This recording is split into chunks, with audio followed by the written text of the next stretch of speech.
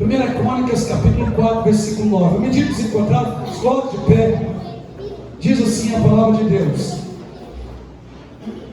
foi Jabes mais ilustre do que seus irmãos. Sua mãe chamou-lhe Jabes, dizendo: porque com dores o dei à luz. Jabes invocou o Deus de Israel, dizendo: ó, tomara que me abençoes e me alargas fronteiras, que seja comigo a tua mão e me preserves do mal, de modo que não me sobrevenha aflição. E Deus lhe concedeu o que lhe tinha pedido. Obrigado, Senhor. Fale conosco agora, que a tua palavra encontre guarida em nossos corações. E obrigado, Senhor, porque o Senhor preparou um tempo de derramar da tua presença sobre nós nesta noite. Que eu diminua e que o Senhor cresça em mim. Que o Senhor fale e que eu diminua. Que o Senhor opere na minha vida, através de mim, na vida dessa igreja, através da vida dessa igreja. Em nome de Jesus. Amém. Pode se sentar. Amados irmãos e irmãs, semana passada nós falamos sobre a vida de Obed-Edom e a marca que ficou no Obed-Edom depois que ele teve um encontro com Deus. Hoje o tema da mensagem é quebrando os decretos de derrota. Repita comigo: eu posso ver os decretos de derrota contra a minha vida serem quebrados. Então nessa noite eu quero falar um pouco sobre quebrando os decretos de derrota. Muitos de nós às vezes iniciamos a nossa caminhada com um decreto de derrota. Eu não sei você, mas a minha vida foi assim. Meu pai abandonou a minha mãe logo depois que eu nasci, e já havia um decreto de derrota dizendo: você não vai conseguir cuidar desses meninos, você não tem jeito para eles, e eles não vão chegar a lugar nenhum. E talvez a sua história pareça um pouco a minha, ou talvez a sua história não foi quando você era criança, mas na adolescência alguém disse algo que marcou o seu coração, ou na juventude, ou ontem, na sua fase adulta, alguém liberou um decreto de derrota que está paralisando você. Quando nós encontramos a história de Jabes, nós encontramos aqui também uma cultura judaica. O judeu, normalmente ele dava nome para o seu filho diante das circunstâncias do seu nascimento ou da gestação. E alguns iam ter o seu nome dado só depois de alguns meses ou até mesmo anos. O caso de Jabes não é diferente. Eu não sei, a Bíblia não deixa claro o que aconteceu. Se a mãe dele teve dificuldade na gestação, se a mãe dele sofreu muito na hora do parto, ou se Jabes foi um filho indesejado, ou se o pai rejeitou Jabes. Alguma coisa aconteceu que a gravidez de Jabes, a gravidez, ela não foi algo prazeroso para sua mãe, foi algo que gerou dor. E o nome Jabes, que significa causador de dor, mas além de causador de dor, o nome Jabes significa também sequidão, aquele que traz sequidão. Então quando esse menino nasce e a sua mãe pega em seus braços, a mãe dele olha para ele e diz: aquele que me causou muitas dores, aquele que me deu sequidão na alma, machucou de alguma forma. O texto bíblico não detalha o porquê dessa dor. Não é a dor normal de um parto, não é o sofrer normal de um parto, foi algo que foi além de a dor de um parto, foi algo que foi além de um sofrer de um parto, foi algo que foi além das dificuldades de uma gestação normal. Fato é que quando ele nasce, a mãe dele chama ele de causador de dor. E o nosso nome é a nossa identidade. O nosso nome é como nós somos conhecidos. Mas no decorrer da vida, alguns vão ganhando apelidos aqui. Quem tem? Quem tem? Não é? Por exemplo, a Branca. A Branca. Se alguém chegar perto de mim e chamar: onde é que mora a Maria, não sei o que, tal, é Maria Helena? Onde é que mora a Maria Helena? Ai, nem eu não sabia, o seu pastor não sabe. Onde é que mora a Branca? Eu sei. O Gil. Porque Jefferson,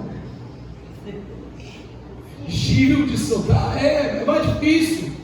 Aí a gente vai abreviando algumas coisas, e isso passa a ser identidade.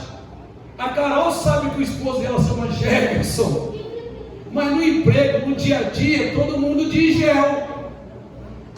O nosso irmão Gessil Leite, né? Ele diz que é milk. E a gente brinca dizendo, agora eu sou milk. Sabe? E isso vai tomando algumas características que começam como brincadeira, mas vai tomando face, vai tomando forma. De maneira que a gente começa a conhecer a pessoa mais pelo seu apelido do que pelo nome. Porque o nome é a nossa identidade. Mas algumas coisas acontecem e que vão nos marcando. Por exemplo, tem gente, eu já tive amigos que eram conhecidos como feliz, alegria, porque era alguém muito risonho, chegou feliz, chegou alegre. Mas já tive pessoas no meu ciclo de amizade que já foi conhecido como Dunga, rabugento. Aí ó, reclama de tudo, muda de tudo. E sabe, e o nome dele foi esquecido. E o que ficou foi uma marca, uma característica da vida dele. E quando Jabes nasce, a mãe dele dá um nome para ele. E é um nome, irmão, que eu não gostaria de ter carregado. Porque toda vez que a mãe dele chamava ele, Jabes, meu filho, vem cá, a mãe dele estava dizendo, causador de dor. Aquele que causou a minha dor, aquele que é a causa da minha sequidão, vem até mim. Esse era o decreto que estava sobre Jabes. Esse era o decreto que ele tinha que carregar sobre a vida dele. Mas o que muito me chama a atenção de Jabes é que ele não se conformou com aquele decreto. Ele não se conformou com aquele peso que foi lançado sobre ele. Ele não aceitou aquilo na vida dele. E o que ele fez? Ele orou. Ele buscou o Senhor. Então, irmão e irmã, nós aprendemos algumas lições nessa noite que vai nos ajudar a quebrar algum decreto de derrota. Talvez o decreto que está sobre você é porque alguém diz para você, você é pobre, você não vai chegar a lugar nenhum. Eu estou dizendo isso porque foi assim a minha história, irmão. Como eu disse para vocês, eu venho de periferia. Disseram que eu não ia chegar a lugar nenhum. E Deus fez algo maravilhoso na minha vida. Então, o que eu quero que você entenda nessa noite é que para quebrar o decreto de derrota que está sobre você, talvez o seu nome tenha até um significado bonito, o seu nome é bonito, mas a vida impôs sobre você alguns outros nomes, pesos, que tem falado tão forte que você não consegue andar, você não consegue se mover, você não consegue romper, você está parado, parada, vivendo um decreto de derrota, de fracasso, e a única coisa que você faz é ficar chorando, choramingando, e não dá nenhum passo nem para frente, nem para trás, está estagnado. Mas hoje, eu quero declarar que os decretos de derrota sobre a sua vida vão cair por terra em nome de Jesus. Nós aprendemos com Jabes algumas lições, e a primeira coisa que nós aprendemos é que nome é uma identidade. Nome é uma marca para nós. E a minha pergunta para você nessa noite é: como você tem sido conhecido? O que as pessoas têm falado de você não importa tanto. Sabia disso? O que importa é a sua atitude diante daquilo que as pessoas estão dizendo. Porque a mãe de Jabes continua dizendo: Jabes, meu filho, causador de dor, causador da minha sequidão, vem aqui. Mas para Jabes não importava o que a mãe estava dizendo. Importava que ele, lá no seu fundo, sabia que ele era alguém que poderia ser não um causador de dor, mas um causador de curas e milagres na vida de outras pessoas. Então olha o que diz o versículo de número 9.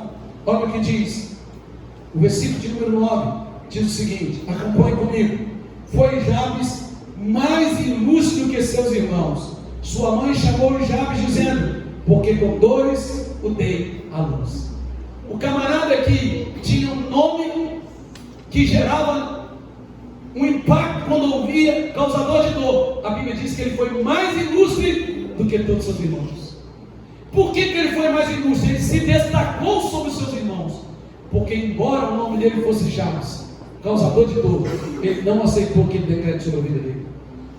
Ele não entendeu aquilo como uma personalidade dele, como um caráter forjado nele. Ele disse: por mais que a minha mãe me chame assim, a minha vida será diferente do que ela está dizendo. E por que isso aconteceu? Porque Jabes buscou o Senhor. Ele não se conformou com o decreto que veio sobre ele. Então a primeira lição, meu irmão, minha irmã, é entender que a sua identidade não é o que as pessoas dizem que você é, mas é aquilo que a palavra de Deus diz que você é. Então você precisa entender isso. Não deixe ninguém colocar um rótulo sobre você e cravar sobre a sua vida uma derrota, cravar sobre você uma vida de fracasso. Não, você pode mudar essa história.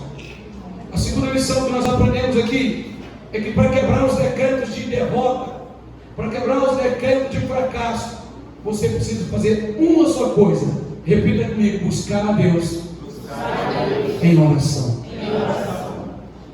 John Wesley, George Whitefield, Savonarola, Calvino, Lutero, John Knox, todos esses homens que eu estou dizendo para você foram homens de oração, homens que fizeram a diferença aonde habitavam.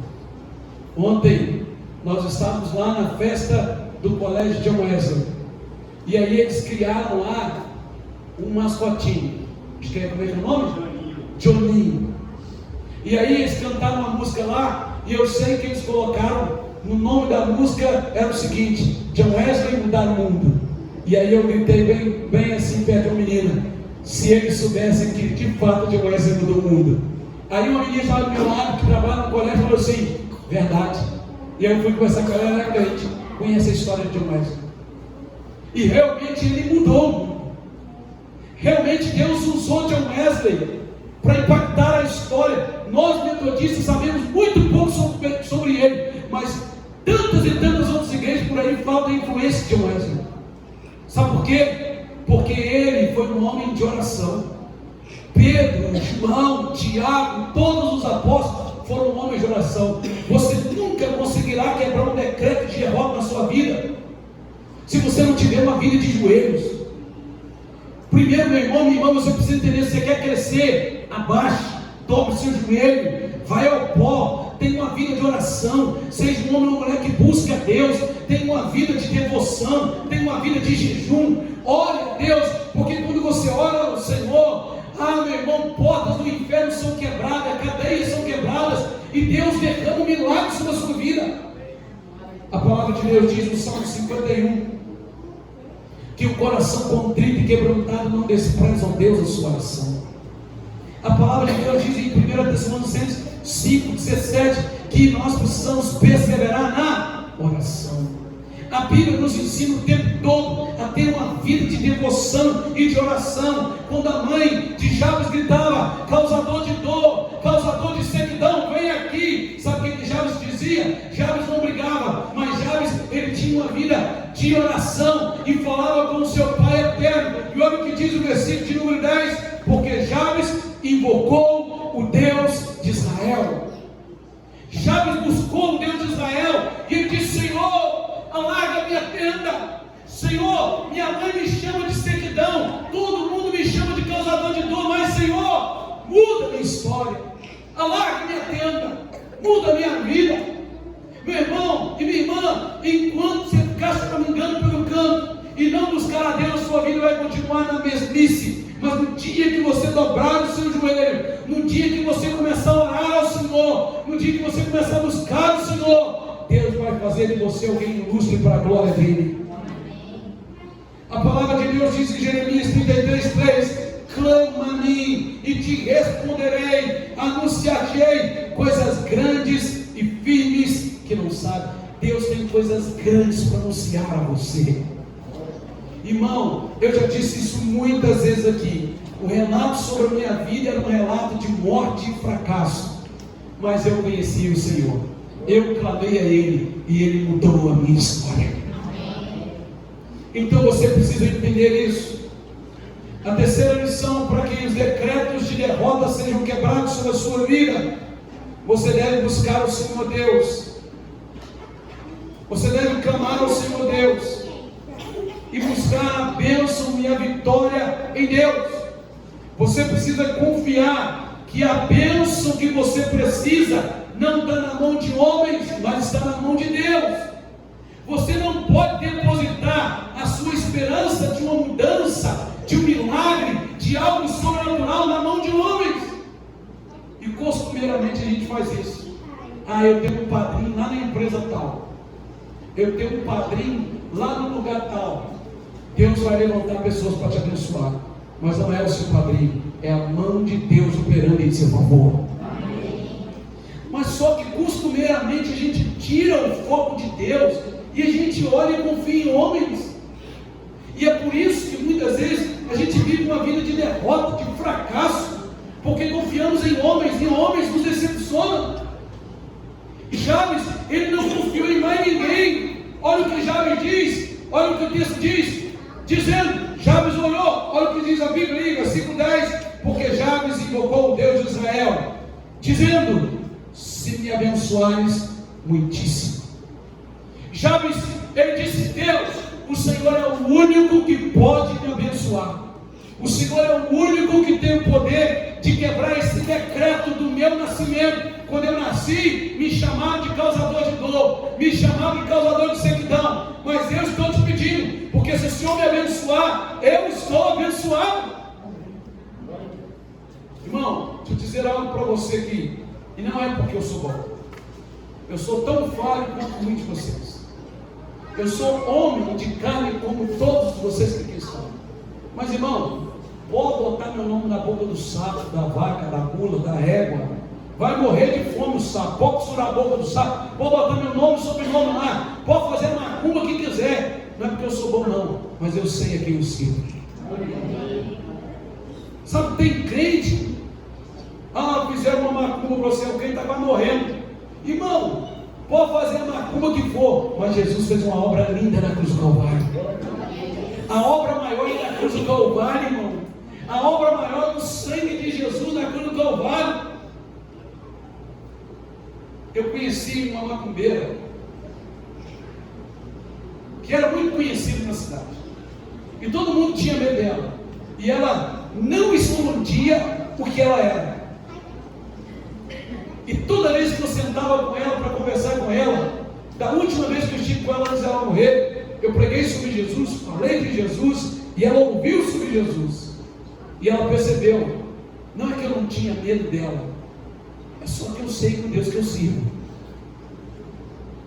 O reverendo Ives, que está hoje em Vaporanga, no trevo de Faria Lemos, tinha macumba de tudo quanto é jeito, uma bagunçada doida. O reverendo Ives foi lá de madrugada, chamou o irmão da igreja, mandou fazer uma placa da igreja metodista Cruz e a Chama, e que o nome Jesus é Senhor, e no sangue de Jesus tem poder. E foi lá e encravou aquela placa no trevo, irmão, chamou no jeito daquele negócio, orou e disse, Faria Lemos é uma benção, essa cidade é uma benção. Nunca mais ninguém colocou macumba lá. Sabe o que eu estou querendo dizer para você, meu irmão, minha irmã? Que a diferença está em quem você crê.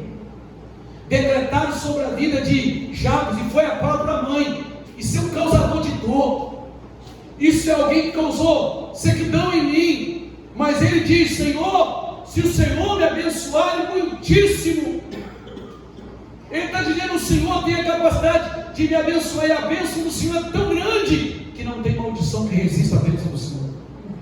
Não tem maldição que possa ficar de pé diante da bênção do Deus eterno.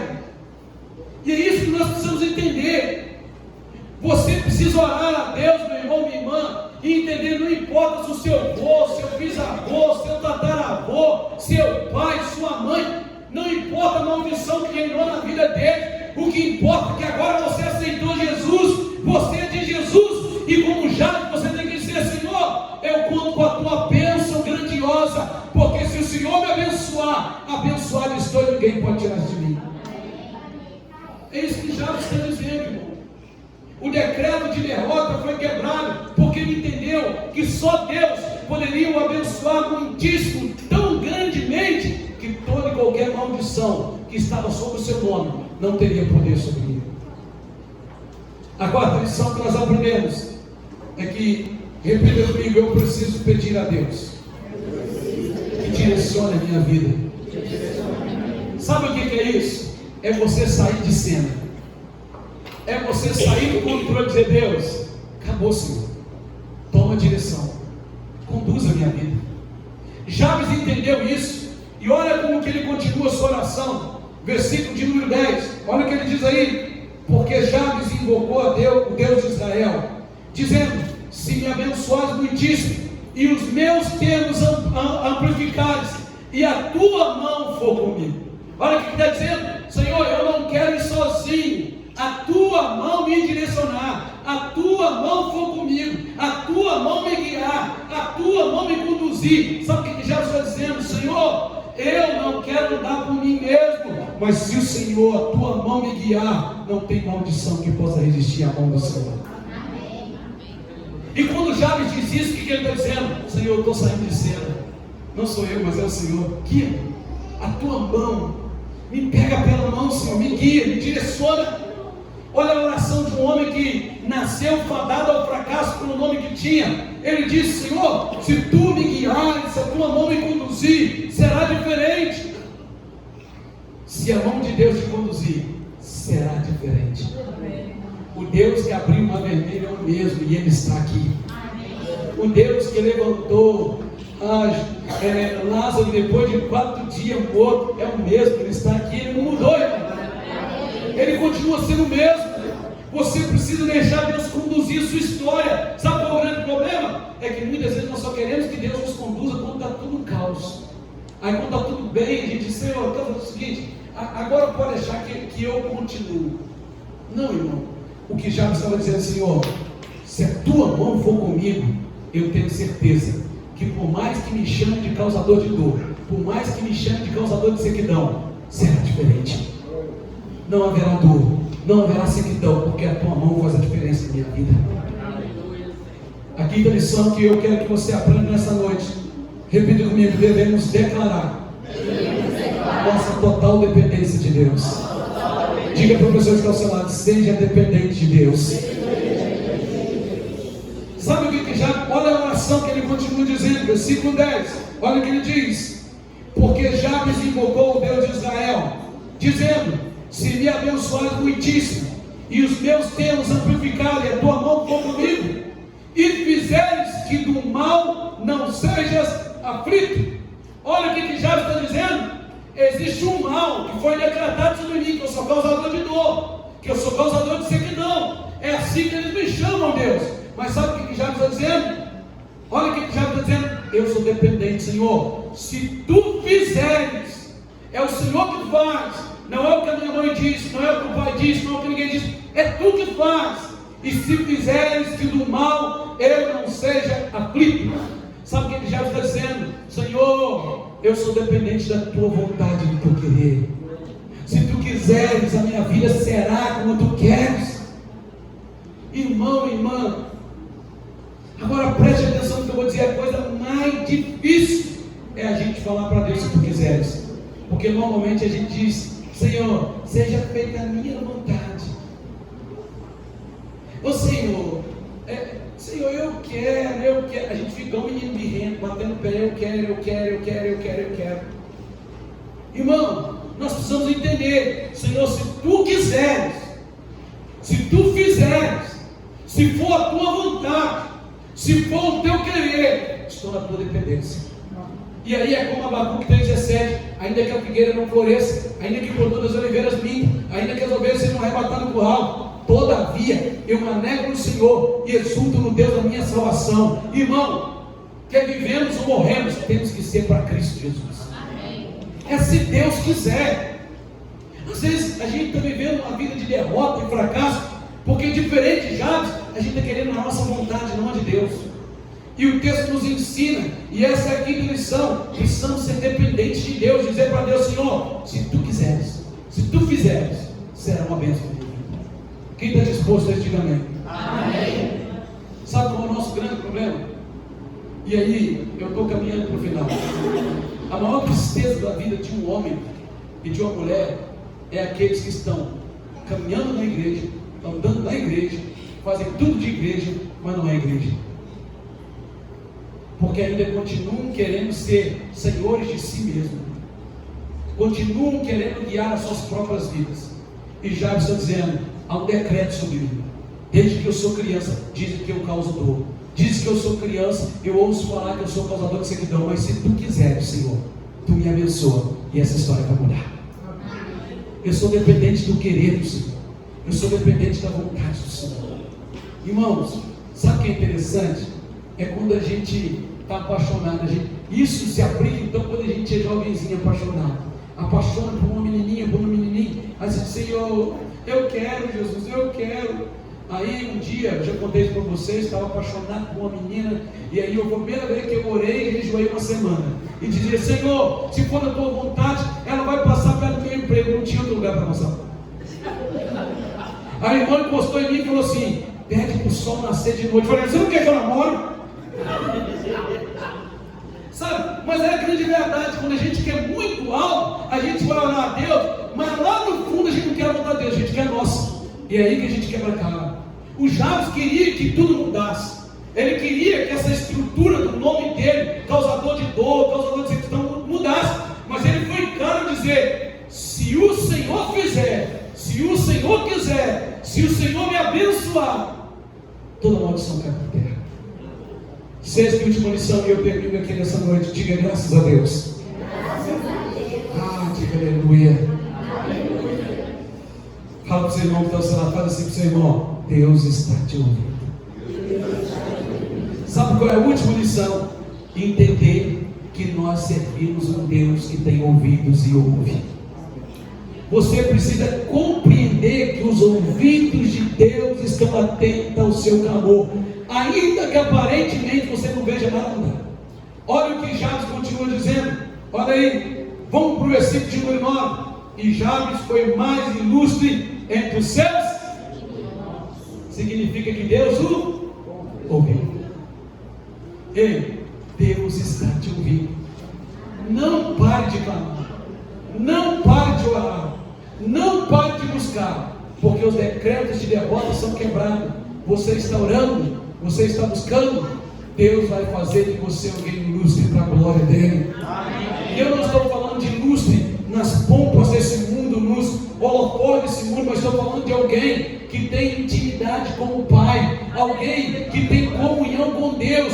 Não importa o que falar, se foi seu pai, sua mãe, seu irmão, seu professor, seu namorado, sua namorada, seu esposo, sua esposa, não importa de onde vem o decreto de maldição, o que importa é que se você orou, Deus está te ouvindo e Ele tem bênção para a tua vida. O que importa é que se você clamou, você não está clamando a um Deus morto. Mas irmão, lembra de Elias?